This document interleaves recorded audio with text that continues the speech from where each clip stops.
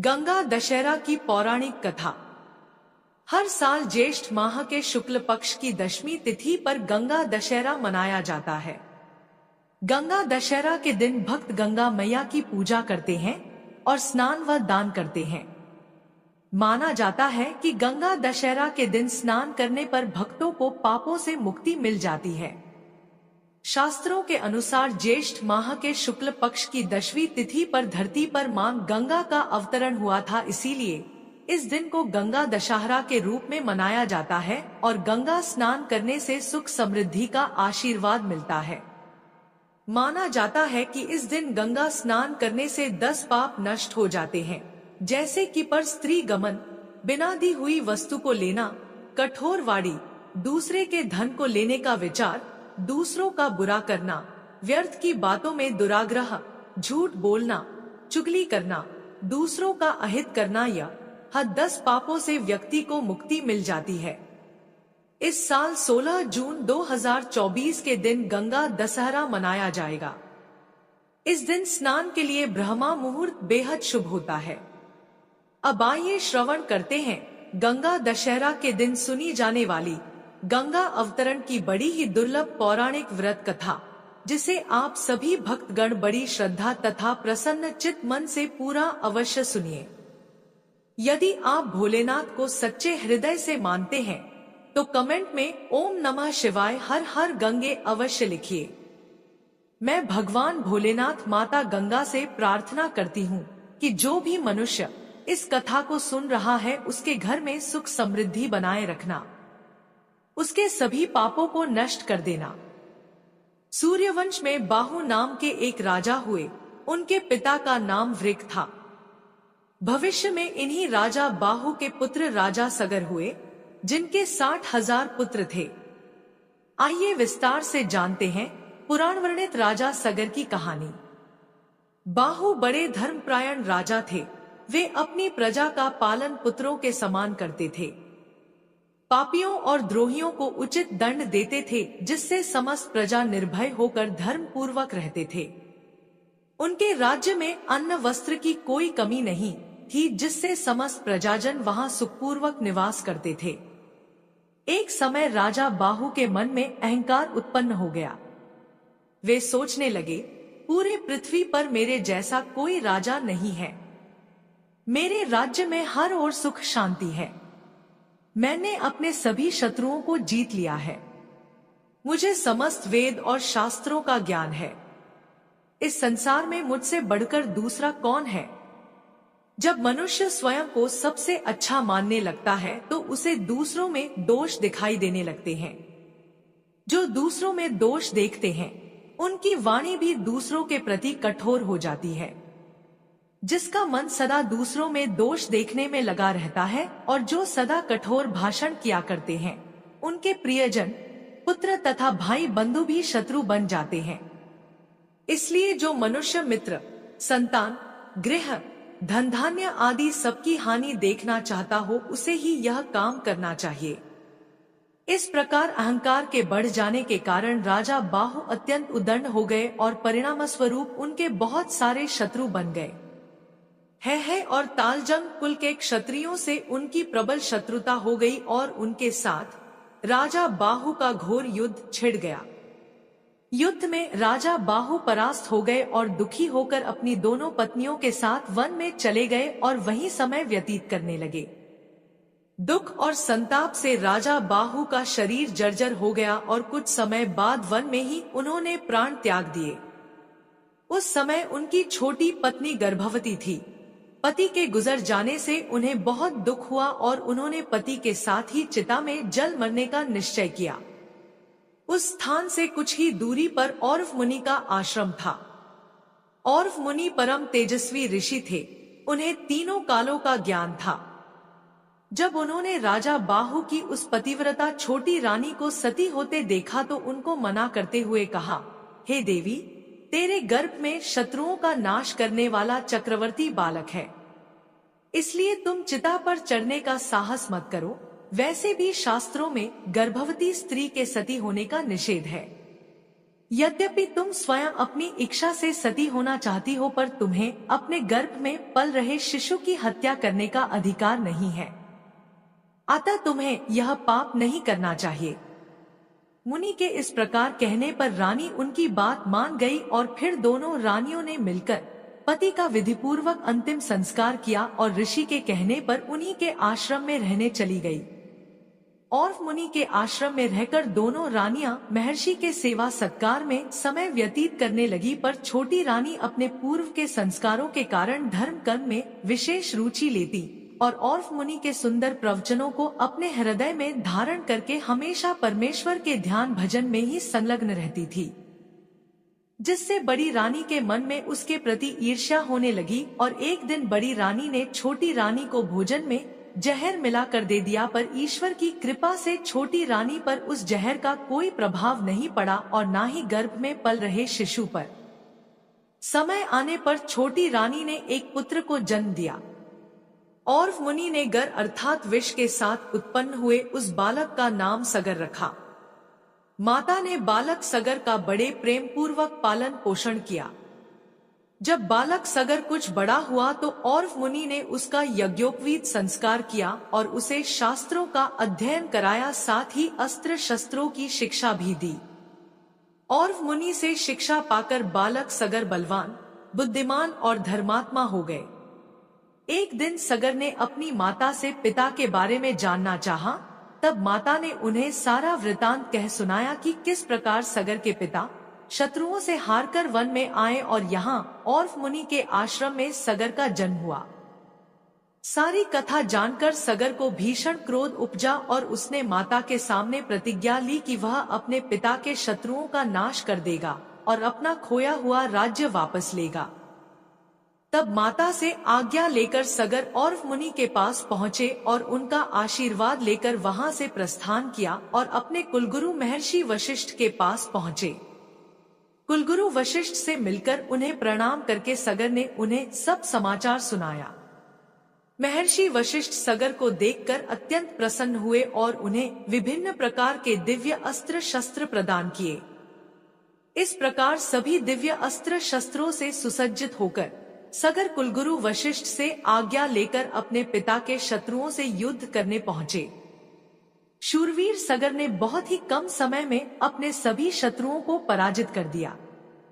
तब शक, यवन तथा अन्य बहुत से राजा अपने प्राण बचाने वशिष्ठ मुनि के शरण में पहुँचे। गुरु वशिष्ठ की बात मानकर सगर ने उन राजाओं को प्राणदान दे दिया। ये देखकर वशिष्ठ मुनि सगर पर बहुत प्रसन्न हुए और अन्य तपस्वी मुनियों को साथ लेकर सगर का राज्याभिषेक किया। तत्पश्चात राजा सगर मुनि के आश्रम गए और उनकी आज्ञा लेकर अपनी दोनों माताओं को अपने साथ राजमहल ले आए और सुखपूर्वक राज्य करने लगे। अयोध्या के राजा सगर की 2 पत्नियां हो गई। उन्होंने 2 विवाह किया। पहली का नाम केसनी था और दूसरी का नाम सुमति था। भृगु ऋषि के वरदान से केसनी का एक पुत्र हुआ जिसका नाम असमंजस था, जबकि सुमति के गर्भ से 6000 बलशाली पुत्रों का जन्म हुआ। एक बार गोकर्ण तीर्थ में राजा सगर ने अश्वमेध यज्ञ का आयोजन किया। राजा इंद्र ने सोचा, यदि राजा सगर ने अश्वमेध यज्ञ कर लिया तो शायद वे इंद्रासन पर भी कब्जा कर सकते हैं।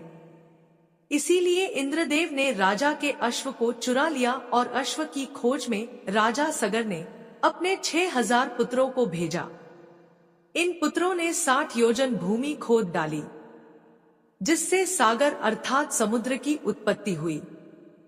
पृथ्वी को खोदने के क्रम में सगर के 6000 पुत्रों ने अश्वमेध यज्ञ के घोड़े को पाताल में देखा। वह घोड़ा भगवान विष्णु के अवतार कपिल मुनि के आश्रम में घास चर रहा था। इंद्र ने उस घोड़े को चुराकर वहीं पर छुपा रखा था। सगर के पुत्रों ने कपिल मुनि के साथ अभद्र व्यवहार किया। अब ध्यानमग्न मुनि ने अपनी आंखें खोली और सगर के पुत्रों को अपने हुंकार से भस्म कर दिया। समय व्यतीत होने पर जब राजा सगर के 6000 पुत्र वापस नहीं आए, तो राजा सगर ने अपने 6000 पुत्रों की खोज में अपने पौत्र अंशुमान को भेजा। अंशुमान ने जब अपने चाचाओं की राख देखी तो वे द्रवित हो गए। ब्रह्मा ने अंशुमान से कहा, देवी गंगा को आकाश से पृथ्वी पर उतारने का यत्न करो, वही सगर के 6000 पुत्रों को मुक्ति प्रदान करेंगी। राजा अंशुमान गंगा को आकाश से पृथ्वी पर लाने के लिए तपस्या नहीं कर सके। उनके पुत्र राजा दिलीप ने भी प्रयास किया, लेकिन वह भी असफल रहे। राजा दिलीप के पुत्र राजा भगीरथ ने गंगा को पृथ्वी पर उतारने के लिए कठोर तपस्या की। राजा भगीरथ की तपस्या से प्रसन्न होकर ब्रह्मा ने गंगा को पृथ्वी पर उतारने की अनुमति दे दी। लेकिन गंगा ने कहा, आकाश से पृथ्वी पर उतरने के क्रम में उनके प्रवाह को संभाल पाना असंभव होगा। यह कार्य भगवान शिव के बिना संभव नहीं है। राजा भगीरथ ने भगवान शिव को भी अपनी कठोर तपस्या से प्रसन्न किया। भगवान शिव ने गंगा को अपनी जटाओं में उतारने का निर्णय कर लिया। जब गंगा आकाश से शिवजी की जटाओं में उतरने लगी तो उनके बहाव को देखकर शिवजी ने उन्हें अपनी जटाओं में कैद कर लिया। राजा भगीरथ के द्वारा भगवान शिव की एक बार फिर पूजा करने के बाद भगवान शिव ने गंगा को बिंदु सरोवर के पास अपनी जटाओं से निकाल दिया। बिंदु सरोवर से गंगा की 7 धाराएं निकली। गंगा की जो 3 धाराएं पूर्व की ओर निकली, उनका नाम जानवी, पावनी और नलिनी पड़ा। नलिनी नदी को ही आज हम ब्रह्मपुत्र नदी के रूप में जानते हैं। पश्चिम दिशा की ओर गंगा की 3 अन्य धाराएं निकली, जिनका नाम सुचक्षु, सीता और सिंधु पड़ा। दक्षिण दिशा की ओर स्वयं गंगा राजा भगीरथ के पीछे पीछे चली।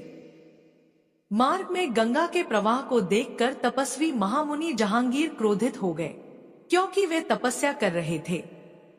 गंगा के प्रभाव से उनकी तपस्या में विघ्न आ रहा था, तो उन्होंने गंगा को पी लिया। राजा भगीरथ के अनुरोध करने पर महामुनि का क्रोध शांत हुआ और उन्होंने गंगा को अपनी कानों के छिद्र के रास्ते प्रवाहित कर दिया। इसी वजह से गंगा का नाम जानवी भी पड़ा।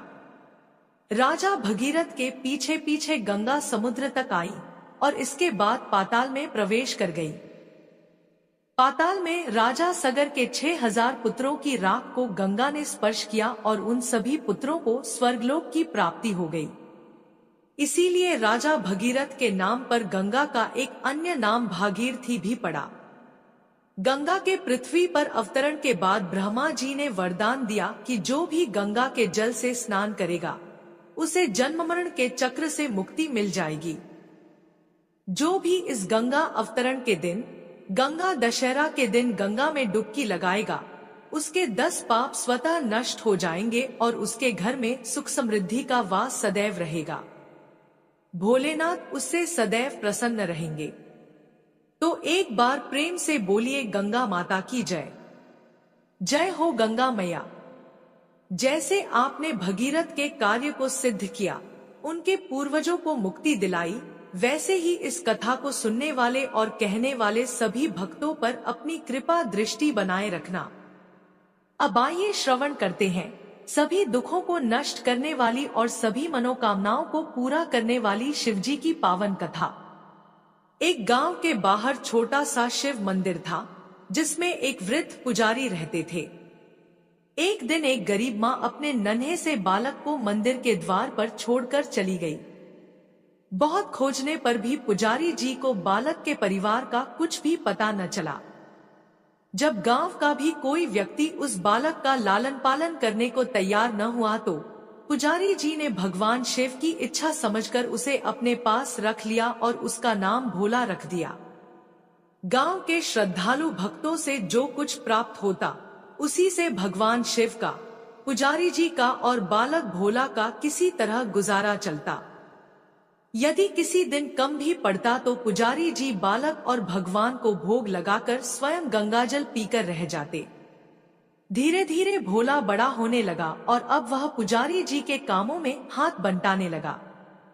वृद्ध पुजारी जी के थकेहारे हाथों को कुछ आराम मिलने लगा, इसलिए उन्होंने भोला को मंदिर की सफाई, भगवान शिव की पूजा, उनको भोग लगाने और उनकी आरती करने की विधि अच्छी प्रकार समझा दी। अब वे स्वयं भगवान शिव के नाम जप और संकीर्तन में समय व्यतीत करने लगे। एक दिन भगवान शिव के मंगलकारी नाम शिव शिव शिव शिव का जप करते हुए ही उनके प्राण छूट गए। अब बालक भोला का इस संसार में भगवान शिव के सिवा और कोई सहारा न रहा। उसने पुजारी जी की ये 3 बातें कभी नहीं भूली। 1. भगवान भोलेनाथ शिव शंकर को ताजी गर्म रसोई का ही भोग लगाना। 2. भगवान को भोग लगाए बिना स्वयं कुछ भी नहीं खाना।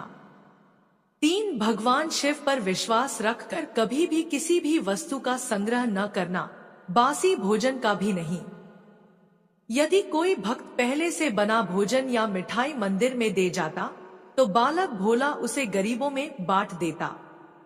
वह ताजी रसोई बनाकर ही भगवान को भोग लगाता, उसके बाद ही स्वयं प्रसाद ग्रहण करता और यदि बचता तो उसे सब में बांट देता। यदि रसोई बनाने को सामग्री न होती तो भोले बाबा और भोला भगत दोनों गंगाजल पीकर ही रह जाते। एक बार बरसात का मौसम आया और 3-4 दिन तक मूसलाधार वर्षा होने से मंदिर में एक भी भक्त नहीं झांका। भोला अपने भोले बाबा को गंगाजल का ही भोग लगाता और उसे ही पीकर रह जाता।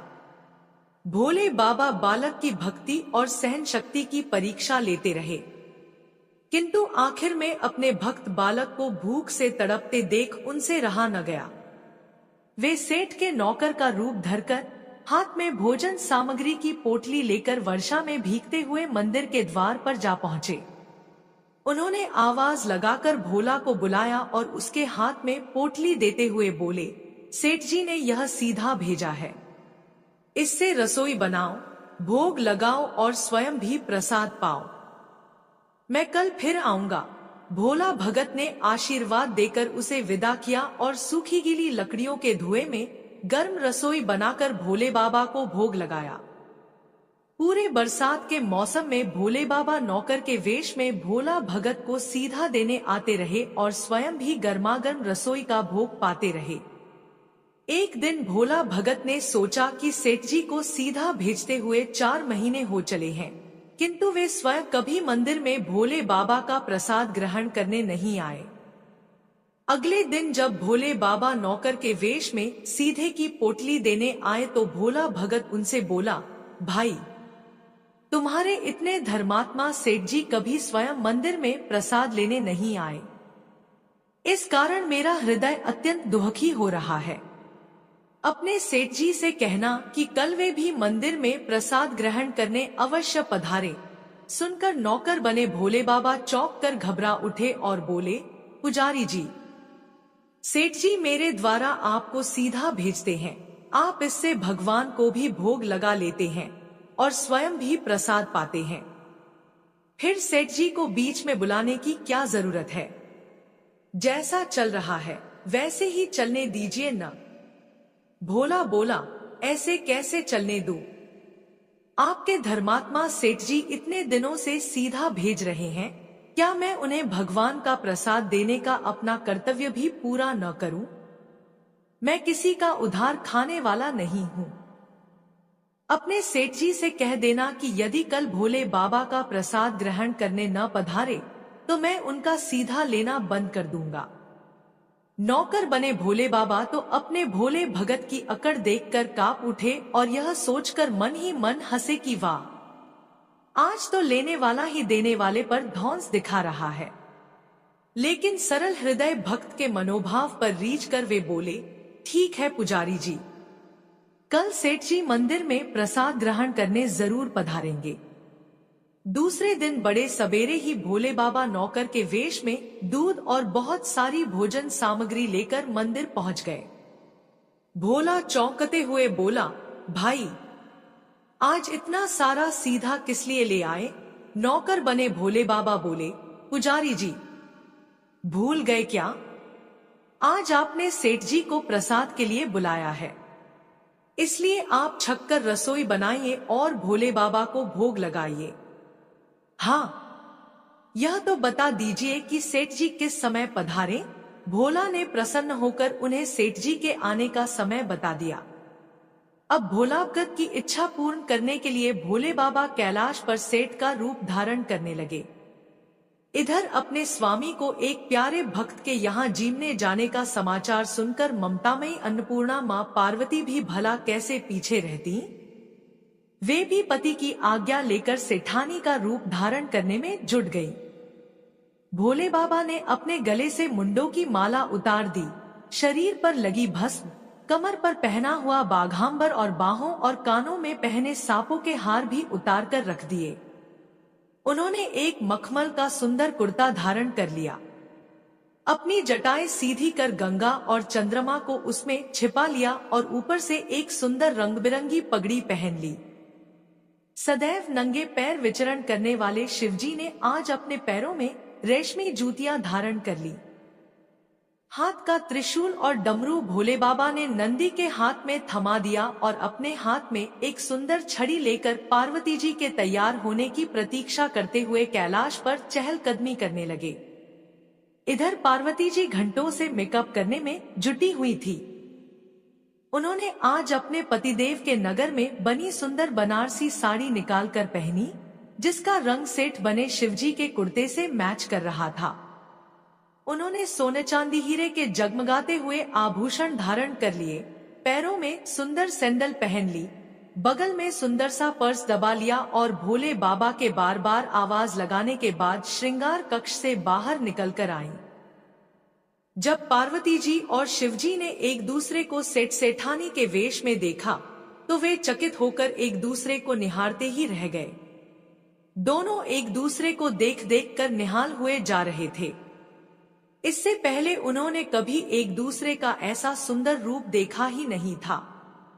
जब भगवान गौरीशंकर सेठानी सेठ का रूप धरकर कैलाश से अपने भक्त के यहाँ दावत उड़ाने चले तो गणेश, कार्तिकेय, नंदी, ऋषि मुनि, देवता, देवांगनाएं भी उन्हें देखकर ठगे से रह गए। सेठ बने शिवजी अपने हाथ में ली हुई छड़ी को अदा से घुमाते हुए पृथ्वी पर टेकते हुए चल रहे थे और उनके पीछे पीछे बगल में पर्स दबाए अपनी सैंडल से टकटक और पायलों से छन छन की मधुर ध्वनि करती हुई माँ पार्वती सेठानी बनी हुई चल रही थी। इधर भोला भगत आज सुबह से ही सेठ जी के स्वागत में भांति भांति के पकवान बनाने में जुटा हुआ था। अपने भोले बाबा का भोग तो वह चलते फिरते बना लेता था, किंतु आज उसे कई महीने से भगवान को भोग लगाने के लिए सीधा भेजने वाले सेठ जी को भगवत प्रसाद देना था। अतः आज उसने अपनी सारी पाककला झोंक डाली थी। उसने सेठ जी द्वारा भेजे हुए चावल धोकर खीर बनाई, उसे धीमी आंच पर पकाकर गाढ़ा किया और उसमें सेठ जी के द्वारा भेजे हुए पिस्ते, बादाम, केसर, चिलगोजे, किशमिश डाले। मिर्च और अदरक को कूटकर उसे बाजरा, बेसन और गेहूं के आटे में भर भर कर मोटे मोटे मिस्से टिक्कड़ बनाए। रसोई बनाकर भोला भगत पुनः स्नान करने चला गया ताकि स्वच्छ वस्त्र पहनकर भोले बाबा को भोग लगा सके और सेठ जी को उनका प्रसाद पवा सके। जब भोला भगत स्नान करके लौटा तो देखा सेठ जी प्रसाद ग्रहण करने के लिए स्वयं तो आए ही हैं, संग में अपनी सेठानी जी को भी ले आए हैं। भोला ने जल्दी जल्दी दोनों से राम राम की, उन्हें आसन देकर बैठाया और बोला, मैं अभी भगवान को भोग लगाकर आता हूँ, फिर आपको प्रसाद परोसूंगा। भावना के भूखे भोले बाबा से भूख सहन नहीं हो पा रही थी, इसलिए वे बोले, पुजारी जी, भगवान को जल्दी से भोग लगाइए, मुझसे भूख सहन नहीं होती। भोला भगत बोला, सेठ जी, भूख तो मुझे भी बड़े जोर से लग रही है, किंतु मैं अपनी भूख के कारण भगवान को भोग लगाना नहीं भूलता।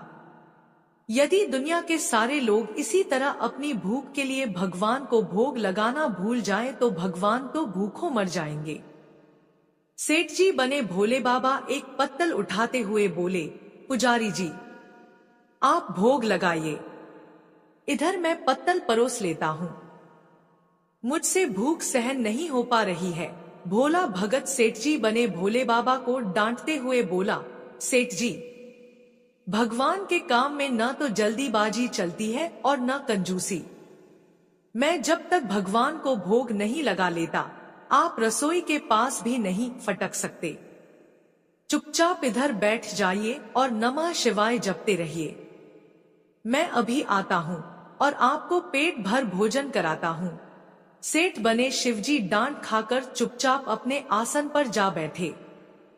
सेठानी बनी पार्वती उनकी यह दशा देख बड़ी मुश्किल से अपनी हंसी रोक पाई। लेकिन जैसे ही भोला भगत पत्तल में सामग्री लेकर भगवान को भोग लगाने मंदिर में गया, शिवजी पार्वती जी को मौन रहने का संकेत करते हुए चुपके चुपके पैर रखते हुए रसोई में पहुंच गए और उन्होंने एक एक व्यंजन उठाकर चखना शुरू कर दिया। भोले बाबा तो प्रसाद को चखते ही भौचक के रह गए। खीर में चीनी की जगह नमक भरा हुआ था और सब्जियों में चीनी भरी हुई थी। जैसे ही भोले बाबा ने रोटी का एक ग्रास तोड़कर मुंह में दिया, वे सी करने लगे, क्योंकि रोटी में मिर्च ही मिर्च भरी थी। वे सी करते हुए उल्टे पैर भाग आए और अपने आसन पर जा बैठे। मां पार्वती अपने स्वामी की यह हालत देखकर खिलखिलाकर हंस पड़ी। इससे पहले कि भोले बाबा पार्वती जी के सामने कुछ सफाई दे पाते, भोला भगत नमः शिवाय मंत्र का जप करते हुए आ पहुंचा। उसने भोग को रसोई में मिलाकर उसे पवित्र बना डाला और फिर सेठ जी के सामने पत्तल परोसकर हाथ जोड़कर बोला, सेठ जी, अब आप जी भरकर प्रसाद पाइए। भोले बाबा तो अभी अभी भक्त की भक्ति से भी जोरदार उसके हाथ की बनी हुई रसोई चख चुके थे, अतः उसे जीमने की बात सुनकर उनके पसीने छूटने लगे। कभी वे भोला का तो कभी पार्वती का मुख देखने लगते। भोला को सेठ जी की ढील बर्दाश्त नहीं हुई और बोला, सेठ जी, अब क्या हो गया आपको? अभी अभी तो इतनी उतावली मचा रहे थे, अब क्यों नहीं जीमते? आप जीमोगे तभी तो माताजी भी प्रसाद ग्रहण करेंगी और फिर मैं भी प्रसाद पाऊंगा। भोला की ललकार सुनकर भोले बाबा ने चुपचाप खीर का कुल्हड़ उठाया और सारी नमकीन खीर गटागट पी गए। कुल्हड़ खाली होने की देर थी कि भोला ने उसे झट से भर दिया। अपने प्रिय भक्त के हाथों परोसे हुए भोग में भगवान को आज दुगना स्वाद आने लगा। भोला परोसता गया और भोले बाबा पीते गए। जगन्माता पार्वती भक्त और भगवान दोनों के प्रेम को देख देख कर मंत्रमुग्ध होती रहीं। जब सारी रसोई समाप्त हो गई तो भगवान ने एक जोर की डकार ली। भोला को होश आया और बोला, वाह सेठ जी वाह, मैं ही बावला था जो इतनी थोड़ी सी रसोई बनाई। मुझे पता होता कि आपको प्रसाद ग्रहण करने का इतना शौक है तो और भी ज्यादा रसोई बनाता।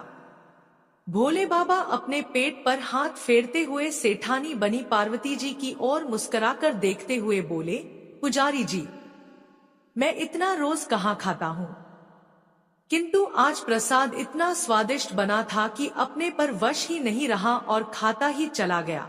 किंतु तभी भोला भक्त रुआसा होकर बोला, सेठ जी, वह तो आपने ठीक किया, लेकिन माताजी तो भूखी ही रह गई। ममता में पार्वती माँ से भोला का रुआसा मुख देखा नहीं गया। उन्होंने बची हुई खीर की 4 बूंदें अपने कंठ में टपका ली। भोले बाबा द्वारा भोग लगाने से प्रसाद में अद्भुत अलौकिक स्वाद भर गया था। ऐसी सुगंधित और मीठी खीर चखकर जगत जननी आकंठ तृप्त हो गई और उनके तृप्त होते ही सृष्टि का प्रत्येक प्राणी तृप्त हो गया। भोला भगत बोला, सेठ जी, आपने और माताजी ने प्रसाद ग्रहण कर लिया, इससे मुझे अत्यंत संतोष हुआ है। समझ लीजिए कि आप दोनों द्वारा प्रसाद ग्रहण करने से मेरा भी पेट भर गया। मेरी तो वैसे भी महीने में 4-4 एकादशी हो जाती है, किंतु मैं भी एक दाना ले ही लेता हूँ, जिससे कि भोले बाबा के प्रसाद का अनादर न हो। यह कहकर जैसे ही भोला ने खीर के पात्र में लगा चावल का एक दाना उठाकर अपने कंठ में डाला, उसकी जन्म जन्मांतर की भूख प्यास मिट गई और समस्त वासनाओं और इच्छाओं की तृप्ति हो गई। उसके ज्ञान के नेत्र खुल गए और उसने देखा कि उसके सम्मुख त्रिलोकीनाथ भगवान शंकर और जगजननी मां पार्वती आशीर्वाद की मुद्रा में मुस्कुराते हुए खड़े हैं। भोला दौड़कर उनके चरणों में लौट गया, लौटता गया और उन्हीं में समा गया। हर हर महादेव।